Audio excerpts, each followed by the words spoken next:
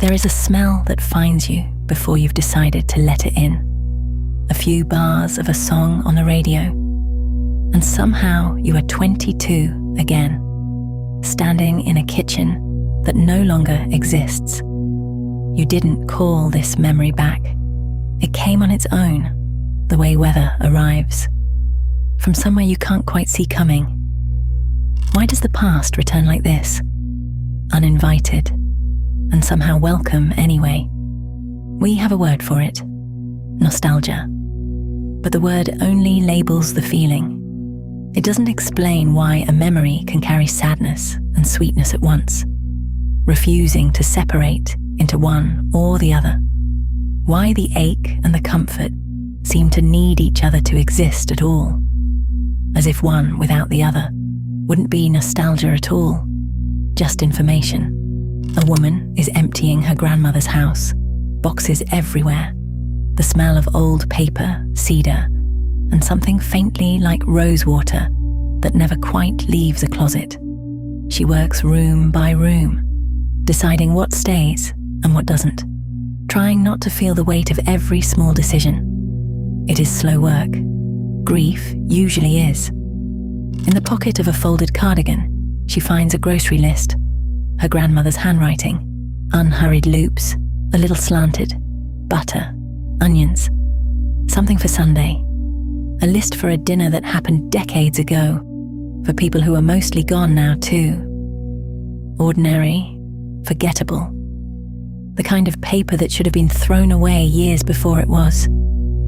She sits down on the floor, still holding it, and doesn't move for a long time. The list itself means nothing. Butter and onions, bought once, used once, forgotten by the time the week was over. But there is something in its ordinariness. A woman planning a Sunday she could not have known would outlive her, that reaches further than a scrap of paper should be able to reach. It is not the object. It is what the object proves. That a life was made of Sundays like this one, small and unremarkable, and entirely hers.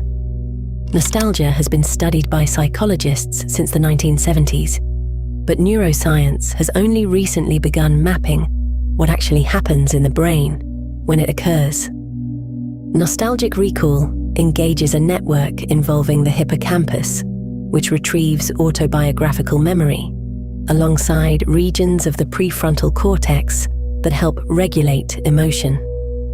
Researchers, including Konstantin Sedekidis, have found this isn't idle daydreaming.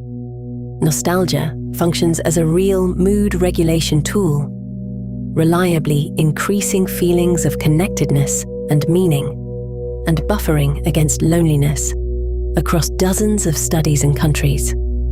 This matters because it means nostalgia isn't a weakness or a retreat from the present.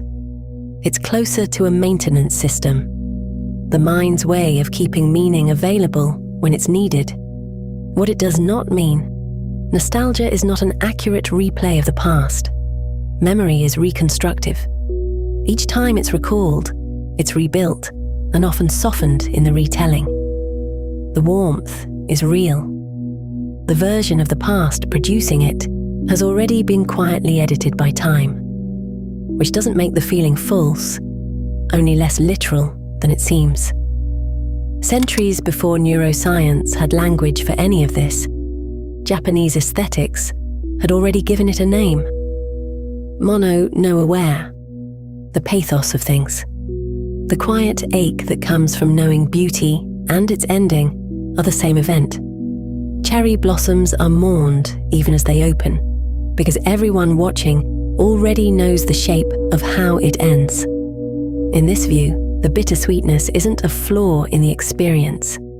It is the experience, beauty made sharper, not lesser, by how briefly it stays. Mono no aware doesn't ask you to resolve the ache of a grocery list in a grandmother's handwriting. It asks you to let the ache remain exactly what it is. Proof that something mattered enough to be missed. Not certainty, not doctrine. Just centuries of people noticing the same thing this woman noticed on the floor of her grandmother's house. Tonight, find one object that carries someone else's handwriting, or someone else's ordinary day. An old letter, a recipe card, a note in the margin of a book you didn't write. Don't search it for meaning. Just hold it for a minute and notice whatever arrives on its own. The past will keep arriving uninvited. That was never the problem to solve. The invitation is only to notice it when it comes, and let it be exactly as bittersweet as it actually is, because it earned that. Welcome to Ascend Voyage.